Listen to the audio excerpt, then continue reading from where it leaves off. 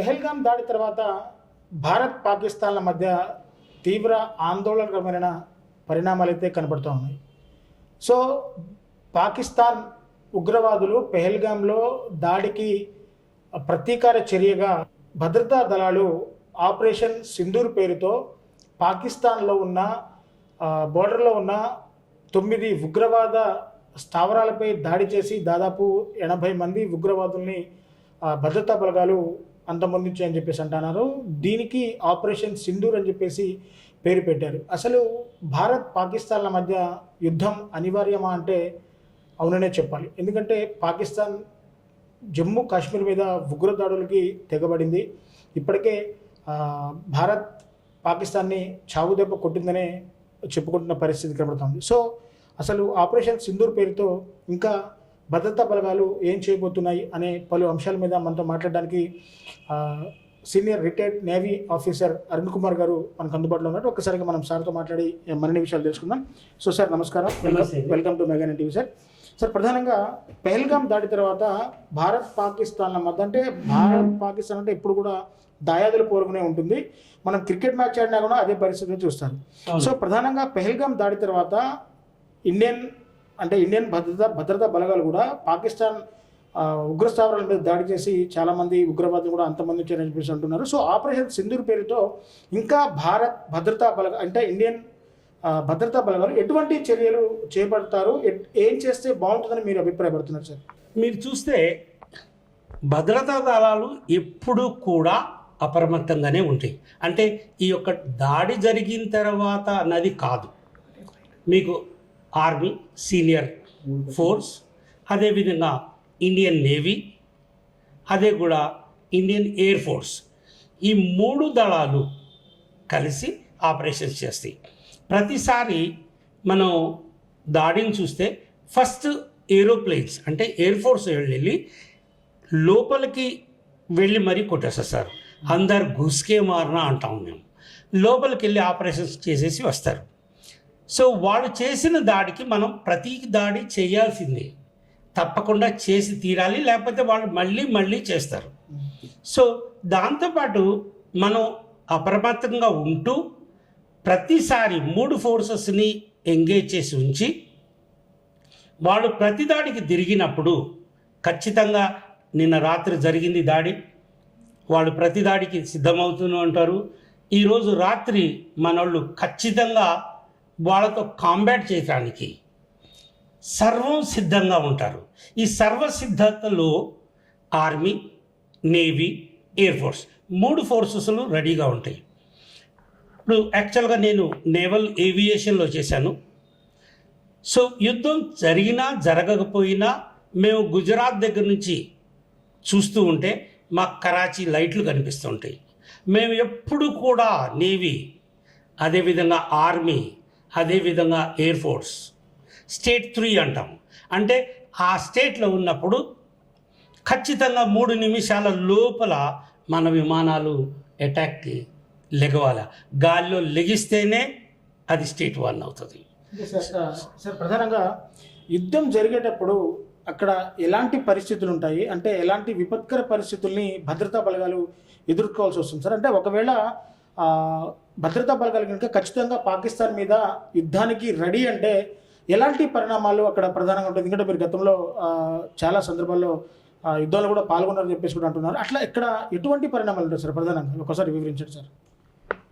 యాక్చువల్గా నేను Indian piece keeping force తరఫున మా విమానాలు, నేవీ విమానాలు శ్రీలంక మీదకి యుద్ధాన్ని ప్రకటించాయి. మేమే ఆక్రమించుకున్నాము. దీంట్లో ఆర్మీ, ఎయిర్ ఫోర్స్, నేవీ 3 కలిసి చేసే ఆపరేషన్సే దీన్ని ఆర్మ్డ్ ఫోర్సెస్ కలిసి చేస్తాయి. సో ప్రతిసారి చిన్న వాటికి మామూలుగా భూ ఆక్రమణకు వెళ్ళేటప్పుడు ఆర్మీ ఎక్కువగా వైటల్ అంటే రోల్ తీసుకుంటుంది. సో దీంతోపాటు ఎయిర్ ఫోర్స్ ముందు వెళ్ళి అటాక్ చేస్తుంది. సో ఇక్కడ పరిణామాలు అంటే విమానాలు వెళ్ళి 45 గంటల సేపట్లో తిరిగి వచ్చేస్తాయి. కానీ నా ఆర్మీ జవాన్లు ఎవరైతే నా పుత్రుల ఏజ్లో ఉన్న, నా కొడుకుల ఏజ్లో ఉన్న నా పిల్లలు, వాళ్ళు పడే కష్టాలు మామూలుగా ఉండవు. సో మీరు చూస్తే ఇక్కడ ఈ ఆర్మీ వాళ్ళు ఒక్కొక్క ప్లేస్లో ఒక్కొక్క డిఫికల్టీస్ ప్లేస్ చేస్తూ ఉంటారు. ఫేస్ చేస్తూ ఉంటారు. లైక్ రాజస్థాన్, అక్కడ ఇసుక టెంపరేచర్స్ ఏ లెవెల్లో ఉంటాయి అంటే మీరు ఏసీలు కూడా పనిచేయవు. అట్లాంటి పరిస్థితిలో నా సైనికుడు భార్యని పిల్లల్ని వేల కిలోమీటర్ల దూరంలో వదిలిపెట్టి యుద్ధానికి సిద్ధంగా అక్కడ ఉంటాడు. అదేవిధంగా కాశ్మీర్, ఇప్పుడు మనం మాట్లాడుకునే కాశ్మీర్లో వింటర్లో అయితే ఎలాగుంటుందంటే సియాచిన్ ఏరియాలో పనిచేసిన ఆర్మీ వాళ్ళకి ఒక బ్యాడ్జ్ ఇస్తారు, సియాచిన్లో పనిచేశారని. వాళ్ళకి మేము ఎప్పుడు కూడా తల వంచి సెల్యూట్ చేస్తాము.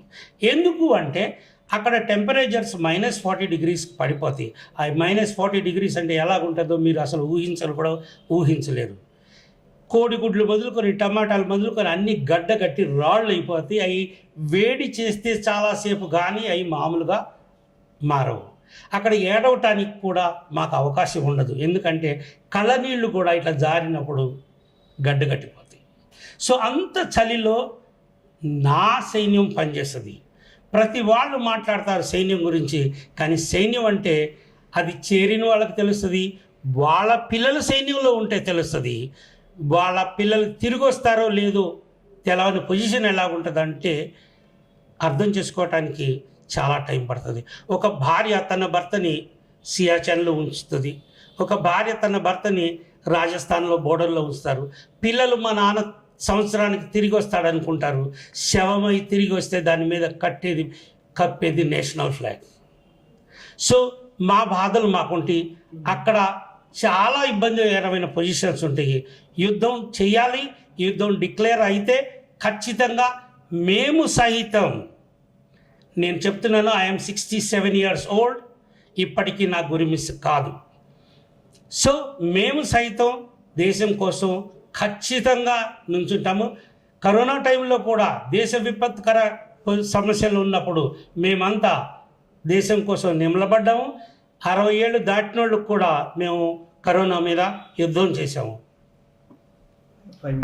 అంటే సార్, ప్రధానంగా ఇక్కడ ఆపరేషన్ సింధూర్ అని పేరు పెట్టడానికి గల ప్రధాన కారణాలు ఏంటంటారు సార్? ఎందుకంటే మంగళవారం రాత్రి సుమారు 1:44 3 భద్రతా బలగాలు, మీరు చెప్పినట్టుగానే Indian army, Indian air force, Indian navy ముగ్గురు కలిసి కూడా సంయుక్తంగా పాకిస్తాన్ ఉగ్ర స్థావరాలు అంటే వాళ్ళకు పాక్ ఆక్రమిత కాశ్మీర్ మీద ప్రతిదాడి చేయడానికి పాకిస్తాన్ రెడీగా ఉన్న సమయం అని తెలుసుకొని కూడా ఒకసారి ఈ 3 భద్రతా బలగాలు కూడా ఒక్కసారిగా ఉగ్రవాదుల స్థావరాల మీద దాడి చేసి పూర్తిగా ధ్వంసం చేసిన పరిస్థితి.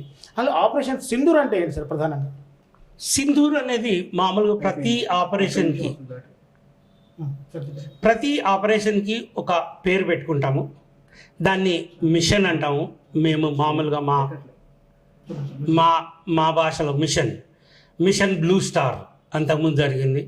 సో ఇదే విధంగా సింధూర్ అని పెట్టడానికి కారణం ఏంటంటే ప్రపంచం అంతా సౌభాగ్యంగా శాంతియుతంగా ఉండాలని కోరుకుంటూ చేస్తున్న మన ఈ యుద్ధమే ఆపరేషన్ సింధూర్. ఈ సింధూర్ 100% సక్సెస్ కావాలని ఎక్స్-సర్వీస్మెన్ తరపున, ఆర్మీ వాళ్ళ తరపున, భారతదేశం మొత్తం తరపున నేను మనస్ఫూర్తిగా కోరుకుంటున్నాను. సరిహద్దుల్లో నా సైన్యానికి అవసరమైతే ఎక్స్-సర్వీస్మెన్గా మేమంతా సిద్ధంగా ఇప్పటికీ ఉన్నాము. 40 ఏళ్ళ తర్వాత కూడా అవసరమైతే లోకల్గా, నేను ఖమ్మం నుంచి మాట్లాడుతున్నాను, ఖమ్మంలో ఎటువంటి విపత్కర సమస్యలు వచ్చినా యుద్ధం తరపున మా సైనికుల్లో ఒక 40 మందికి పైన మేము కత్తో ఉన్న ఆయుధాలతో మేము సిద్ధంగా ఉన్నాము. ఒకవేళ పోలీస్ మాకు వెపన్స్ ఇస్తే we are ready to fight back Pakistan at any time, any moment, 24/7 we are ready. Thank you. Jai Hind. So ఇప్పుడు చూశారు కదా, ప్రధానంగా ఆపరేషన్ సింధూర్ పేరుతో భారత్ పాకిస్తాన్ ఉగ్ర స్థావరాల మీద దాడి చేసి ఆ స్థావరాలన్నీ కూడా పూర్తిగా ధ్వంసం చేసిన పరిస్థితి కనబడుతుంది. దీన్ని ఆపరేషన్ సింధూర్గా పిలుస్తారని చెప్పేసి కూడా ఆ రిటైర్డ్ నేవీ అధికారి అరుణ్ గారు చాలా చక్కగా వివరించారు. సో ఒకవేళ యుద్ధం కనుక ఖచ్చితంగా చేయాల్సి వస్తే భారత్ ఎక్కడ కూడా వెనకడుగేయకుండా పాకిస్తాన్పై పూర్తి ఫైటింగ్ కూడా చేయడానికి భారత్ సంయుక్త దళాలు అంటే Indian army, Indian navy, Indian air force కూడా పూర్తిగా సంయుక్తంగా రెడీగా ఉందని చెప్పేసి కూడా చెప్తున్నారు. సో ఒక్కసారిగా ప్రధానమంత్రి నరేంద్ర మోడీ ఒక్కసారి కనుక పిలుపునిస్తే పూర్తిగా పాకిస్తాన్ని అంతమొందించడానికి మేము రెడీ అని చెప్పేసి కూడా సైనిక బలగాలు రెడీగా ఉన్న పరిస్థితి అక్కడ బార్డర్లో నెలకొంటా ఉంది. సో ఇది కెమెరా పర్సన్ హరిప్రసాద్తో రిపోర్టర్ దేవేందర్, మెగానన్ టీవీ, ఖమ్మం నుంచి.